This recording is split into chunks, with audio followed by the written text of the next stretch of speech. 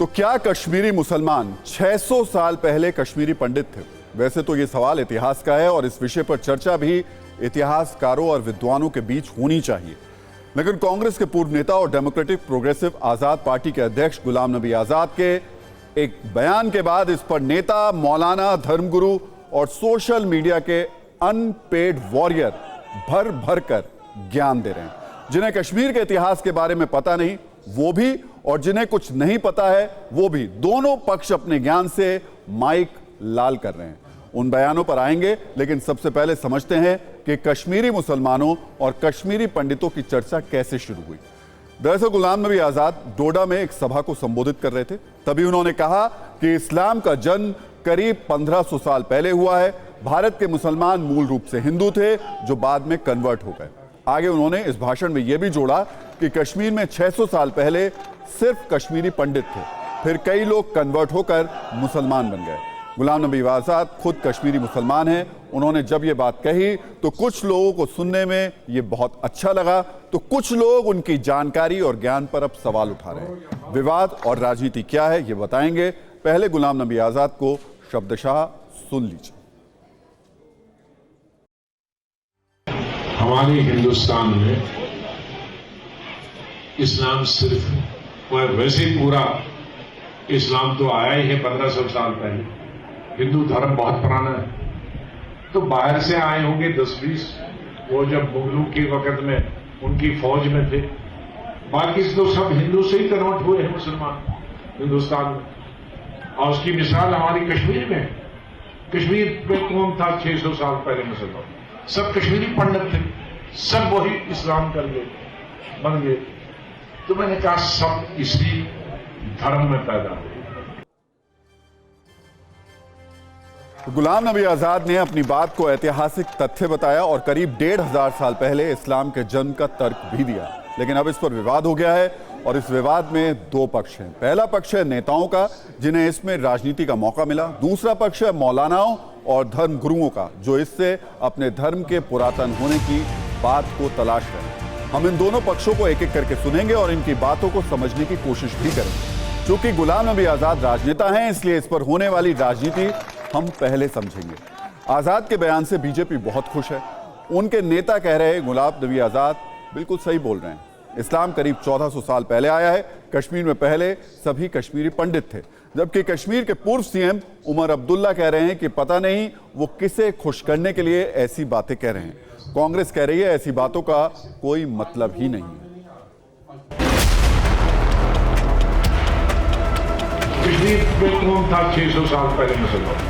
सब कश्मीरी पंडित थे। आजाद साहब ने किस कॉन्टेक्स्ट में कहा, क्यों कहा, किसको खुश करने के लिए कहा, ये तो आजाद साहब ही कह सकते हैं ना, मैं नहीं कह सकता हूँ। कश्यप ऋषि की तपोभूमि है कश्मीर, ऐसा शास्त्रों में भी लिखा हुआ है। लेकिन एक ही दिक्कत है कि कांग्रेस में जो लोग रहते हैं वो सच बोल नहीं पाते। गुलाम नबी जी ने देर से कहा पर सही कहा। गुलाम नबी आजाद साहब की विचारधारा के साथ भी गद्दारी करने का संकल्प ले लिया है। सिर्फ शरीर गुलाम नबी आजाद साहब का है, आत्मा नरेंद्र मोदी जी की है। ये मुस्लिम धर्म पिछले 1400 साल से शुरू हुआ है, ये सच है, ये वो भी कहते हैं। जम्मू कश्मीर के ही नहीं, पूरे हिंदुस्तान के जो मुसलमान हैं वो कन्वर्टेड हैं। ये समय हिंदू और मुसलमान का नहीं है, ये समय देश को बचाने का समय है। सनातन धर्म ये अनादिकाल से चला आ रहा है। गुलाम नबी आजाद जैसी सोच सभी भारत के मुसलमान रखने लगे तो किसी प्रकार की नफरत को कोई जगह ही नहीं मिलेगी। ये जो गुलाम नबी आजाद का बयान है, इसमें उनको डिफेमेशन का केस हो सकता है। लोगों के मजहब का जो सेंटिमेंट है उसको ये हर्ट कर रहा है ये आदमी। तो इतिहास पर सियासी गुणाभाग के बाद अब इसी मुद्दे पर मौलाना और संतों को सुनने की भी जरूरत है। हिंदू संत तो गुलाम नबी आजाद की बात से 100% सहमत हैं, लेकिन मौलाना थोड़े गुस्से में हैं। वो कह रहे हैं ये बात कुछ हद तक सही है कि भारत में ज्यादातर मुसलमान कन्वर्टेड हैं, लेकिन ये कहना कि इस्लाम करीब 1500 साल पहले आया, यह गलत है और अज्ञानता है।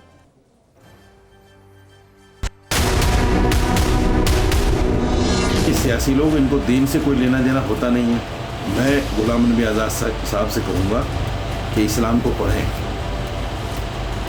इस्लाम को समझें और इस तरह के बेवकूफ़ी वाले बयान मत दें। कहीं ऐसा ना हो हिंदू वोटों के चक्कर में मुसलमान वोट आपके हाथ से निकल जाए। गुलाम नबी आजाद ने कहा, अगर कोई और कहा होता तो आज न जाने कितने फतवे जारी हो गए होते, न जाने पता नहीं क्या हो गया होता, लेकिन गुलाम नबी आजाद ने इस सच्चाई को जो जितनी बेबाकी से रखा, ये काबिल तारीफ है। उनका बयान बिल्कुल दुरुस्त है, चाहे कुछ लोग इस पर एतराज करें, मगर ये इतिहास के पन्नों में ये तमाम वाक़यात पूरी तारीख दर्ज है। 30 करोड़ मुसलमानों की आबादी है, इनमें अक्सरियती तादाद गैर मुस्लिम बिरादरियों की है। कश्मीरी हिंदू ही हुआ करते थे और आज देखिए कश्मीर में हिंदुओं का नाम लेने वाला ना के बराबर है। स्थिति क्या हो गई? कश्मीरी हिंदुओं को कश्मीर से छोड़कर दिल्ली के झुग्गी झोपड़ी में रहने को मजबूर होना पड़ गया। तो गुलाम नबी साहब ने कोई गलत नहीं कहा। जो इतिहास सम्मत सच्चाई है उसको बिना किसी लाग लपेट के गुलाम नबी आज़ाद जी कहते दिखाई दे रहे हैं। इसके लिए भी साहस की आवश्यकता होती है, क्योंकि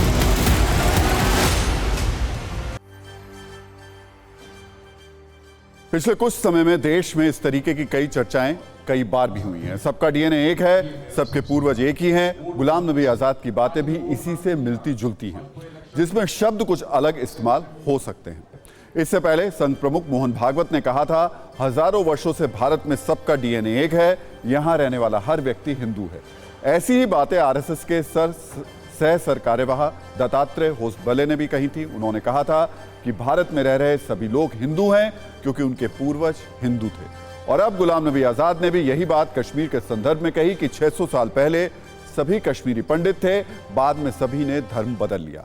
सवाल है कि इतिहास क्या कहता है, खासकर आज जब गुलाम नबी आज़ाद के बयान के बाद कश्मीर की बात हो रही है, तब क्या कहता है। कलहड़ की राज तरंगणी को कश्मीर के संदर्भ में एक विशेष स्थान प्राप्त है।